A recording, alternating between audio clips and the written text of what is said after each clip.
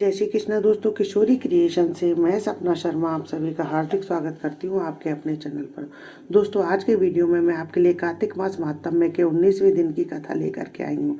इससे पहले के 18 अध्याय के वीडियो जो है मैंने मेरे चैनल पर डाले हुए हैं, आप उनको मेरे चैनल पर जाकर देख भी सकते हैं और श्रवण भी कर सकते हैं। कार्तिक महात्म्य के अध्याय 15, 16, 17, 18 की कथा के वीडियोज में मैंने कार्तिक व्रती के लिए त्यागने योग्य वस्तुओं के बारे में जानकारी दी और कार्तिक व्रती में शेष त्यागने योग्य वस्तुओं के बारे में जानकारी इस वीडियो में दे रही हूँ। कार्तिक के महीने में अगर आप कार्तिक का स्नान कर रहे हैं तो कार्तिक व्रती को कार्तिक के महीने में लहसुन प्याज का सेवन नहीं करना चाहिए। कार्तिक महात्म्य में कहा गया है कि प्याज, घिया, लौकी, बैंगन, मूली, कुमड़ा, कद्दू, कटेरी, तरबूजा और केत का फल, ये सब कार्तिक व्रती को छोड़ देने चाहिए।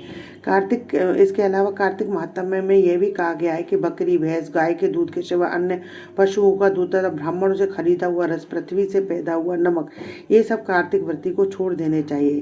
कार्तिक व्रती को भगवान के भोग लगाए बिना अन्न नहीं खाना चाहिए। शेष कार्तिक व्रत में त्यागने योग्य वस्तुओं की जानकारी अगले वीडियो में दूंगी। आइए सुनते हैं कार्तिक मास महात्म्य के 19वें दिन की कथा। 19वें दिन की कथा में हम धर्मदत्त ब्राह्मण और कला राक्षसी की कथा के वृत्तांत के बारे में जानते। पहले 18वें अध्याय में हमने सुना कि वृंदा की चिता की भस्म से देवताओं के द्वारा बोए गए बीजों से 3 प्रकार की वनस्पति पैदा हुई, आंवला, मालती और तुलसी। भगवान विष्णु ने तुलसी और आंवला को जो है प्रीति पूर्वक देखा, तो बदले में तुलसी और आंवला ने भी भगवान विष्णु को प्रीति पूर्वक देखा। भगवान विष्णु जो है बहुत प्रसन्न हुए और वे आंवला और तुलसी को लेकर के वैकुंठ को चले। इसलिए तुलसी की पूजा से भगवान विष्णु प्रसन्न होते हैं। जहाँ पर तुलसी का पौधा होता है जो है तीर्थ के समान होता है। तुलसी सभी पापों का नाश करती। तुलसी जो है सभी तीर्थों के समान फल प्रदान करने वाली है। के वृक्ष पर भगवान विष्णु विराजते हैं। जो मनुष्य द्वादशी को तुलसी और कार्तिक के महीने में आंवले को तोड़ता है, निंदित कर्म को प्राप्त करता है। आंवला और तुलसी के महात्म्य को तो स्वयं ब्रह्मा जी भी नहीं कह सकते हैं। तो आंवले और तुलसी की कथा को भक्ति पूर्वक सुनते और सुनाते हैं, निष्पाप होकर के स्वर्गलोक को जाते हैं। आइए अब आगे की कथा सुनते हैं। राजा पृथु बोले, हे ब्राह्मण, आपने जो तुलसी का महात्म्य व्रत का वर्णन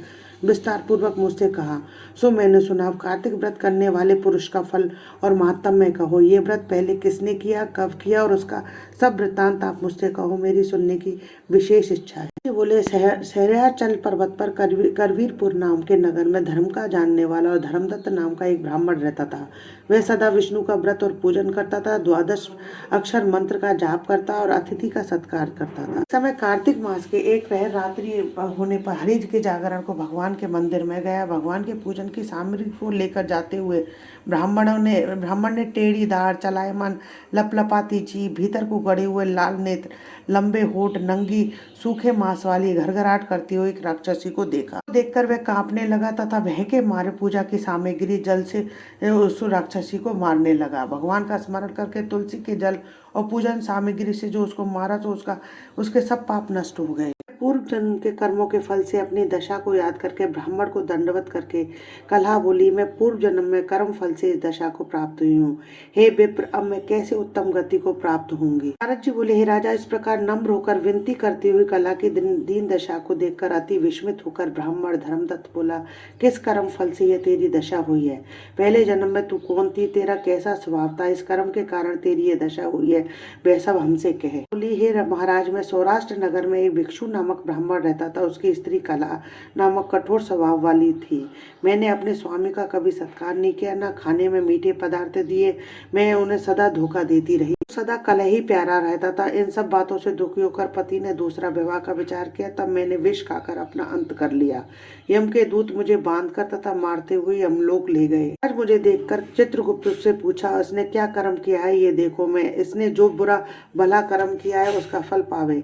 कला बोली, हे विप्र, तब चित्रगुप्त मुझे धमकाते हुए यमराज से बोले, इसमें कोई शुभ कर्म नहीं किया है। स्वयं मिष्ठान खाती हुई पति को नहीं देती थी। इससे बगुला पक्षी की योनि में अपनी विष्ठा को खाती रही। ये अपने पति से सदा द्वेष करती थी। इसे विष्ठा खाने वाली शूकर योनि में रहे। यह कहकर अपने दूतों के द्वारा मुझे मारवाड़ देश में भेज दिया गया। वहां मैं बहुत समय तक प्रेत योनि में रही। उसके पश्चात मुझे तीनों प्रेत योनि को भेजी गई। बोली, तब मैं 500 वर्ष तक प्रेत योनि में अपने किए कर्म से भूख प्यास से दुखी रहती थी। भूख प्यास से पीड़ित हो एक वैश्य के शरीर में प्रविष्ट होकर मैं दक्षिण दिशा में कृष्णा और वेणी के संगम पर पहुंची। तब उसके तट पर गई तो उस व्यक्ति के शरीर से शिव और विष्णु के गणों ने मुझे दूर कर दिया। उसके पश्चात भूख और प्यासे व्याकुल होकर मैंने तुमको देखा। हमारे हाथ से तुलसी मिला जल मेरे ऊपर गिरा, इससे मेरे पाप दूर हो गए। हे विप्रेंद्र, अब मेरे ऊपर ऐसी कृपा करो जिससे आगे आने वाली 3 योनियों तथा इस प्रेत योनि से मेरी मुक्ति हो जाए। ब्राह्मण इस प्रकार कला का वचन सुनकर कर्मों के फल से प्राप्त हुई इस ग्लानि युक्त मुक्त दशा को विचार कर बहुत देर बाद बोला। ब्राह्मण इस प्रकार कला का वचन सुनकर कर्मों के फल से प्राप्त हुई उसकी ग्लानि युक्त दशा को विचार कर बहुत देर बाद बोला। आगे का वृत्तांत 20वें अध्याय में सुनेंगे। इसी कार्तिक मास महात्म्य में 19वां अध्याय संपूर्णम। दोस्तों, यदि आपको मेरा ये वीडियो पसंद आए तो प्लीज़ मेरे वीडियो को ज़्यादा से ज़्यादा लाइक और शेयर करें। यदि आपने अभी तक मेरे चैनल को सब्सक्राइब नहीं किया है तो इसे सब्सक्राइब करना ना भूलें। पास ही में बेल आइकन को दबाएं जिससे मेरे आने वाले हर नए वीडियो का नोटिफिकेशन आपको मिल जाए। जय श्री कृष्णा दोस्तों।